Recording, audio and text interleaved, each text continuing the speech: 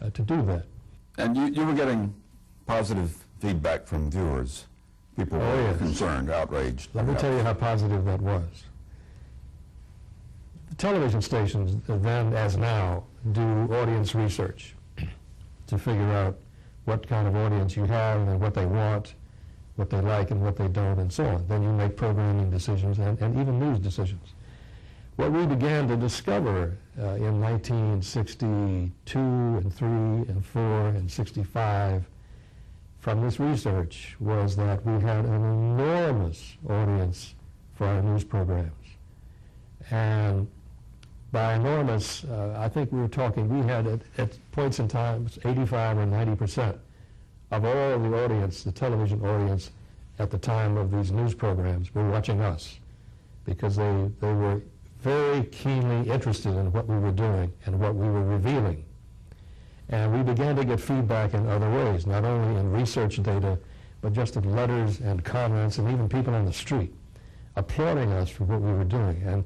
And the community began over this period of years to really become aroused and angry about what they were seeing.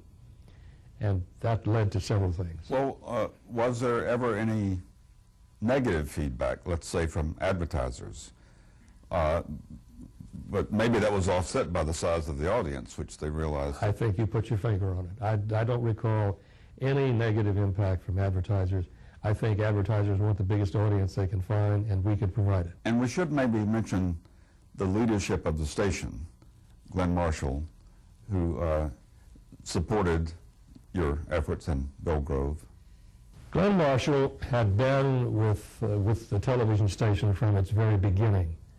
Going back to radio even before. Even back to radio before the television station went on the air. He was a gentleman from Alabama. He was a Southern, almost an aristocratic fellow, but distinguished, respected in the community, in the business community. And once we began to get started with what we were doing with news, and as I tried to explain a few minutes ago, I think it was somewhat novel and certainly aggressive. He supported that from day one, and he never withdrew that support. And he got some pressure. Yes, he did. So I know from some public officials. Yes. And apparently managed to resist that pressure. Well, let me give you an example of that. Somewhere, I would say in 1964, we had been doing almost 4 years of heavy-duty investigative journalism. And at that point in time, the mayor of the city of Jacksonville, Hayden Burns, was running for governor. And he summoned me one day to his office in City Hall. And I went down there by myself, and he closed the door, and he laid into me like nobody in my life ever has. He was bitterly angry at what we were doing. And he was extremely critical of me in particular, because I was sort of the symbol out there on the screen. He told me I was ruining the city. I was giving the city a terrible reputation. We had dirty linen we were hanging out all over the place. And he went on and on with that theme. And he told me that Northeast Florida had never had a governor, and by God, he was going to have one, and he was not going to let me stop that. And he did all the talking, and when he finally finished, I said, well, I'm simply doing the job, and I'll continue to do that job, and I'll try to be fair and honest all the way. And then the conversation ended, and I left. And a week or two later, the mayor came down to the television station and met with Glenn Marshall, who was the general manager, in his upstairs office. I was not present for the meeting. I didn't know it had taken place. But after the meeting concluded, Marshall invited me upstairs and told me that the mayor had come to see him and had complained bitterly about the news reports we were engaged in. And even to the point where he was banging on Glenn Marshall's desk. And I said, how did you respond to all that? He said, I told him that you were doing a professional job, He said, I told the mayor that if he could find errors or mistakes in what you were doing, he can let me know, and we would look into it. But he said, I told the mayor we were not going to change anything that we were doing. Now, there's a particular documentary. People nowadays may not know what a documentary is because television doesn't do many of them. But there was a documentary called Government by Gaslight, which is cited as one of the key elements in getting support for a new form of government. Yes.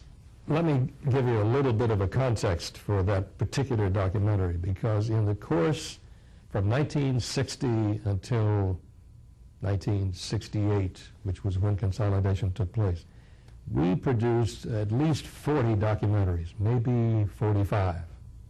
These were half-hour programs that concentrated on social or political issues. It was in the very early part of 1965 that a segment of the business community came to a realization that something needed to be done about the structure. And annexation was failing.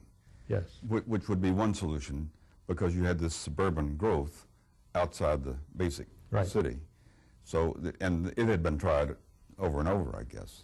It had. I don't have any clear recollection about how often it was tried or whether. I don't think it succeeded very well. Mm-hmm. And it did not result, even if you had some annexation in the city, the structures would have stayed the way they were. And they were conflicting and not productive. But just prior to when we did that documentary that I'm going to touch on in just a minute, there was a major event in the community, in the business community, and that was when Claude Yates, who was an executive in terms of Southern Bell here in the county, gathered together a group, a couple of dozen of major, distinguished, leading businessmen, and they talked about something needing to be done. And Yates took a piece of paper and wrote out sort of like a declaration of something. It came to be known as the Yates Manifesto. And it had to do with calling on the local legislative delegation to look into the prospects for a consolidation of the city and the county governments. Now, our documentary followed that by a couple of months. We had been thinking for some time about doing government by gaslight.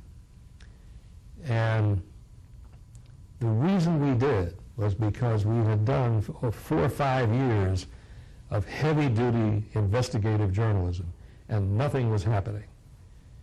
And we decided that it was time to say there's a much more fundamental problem here that is contributing to these terrible governmental financial practices and contributing to what came to be widespread corruption, political and criminal corruption.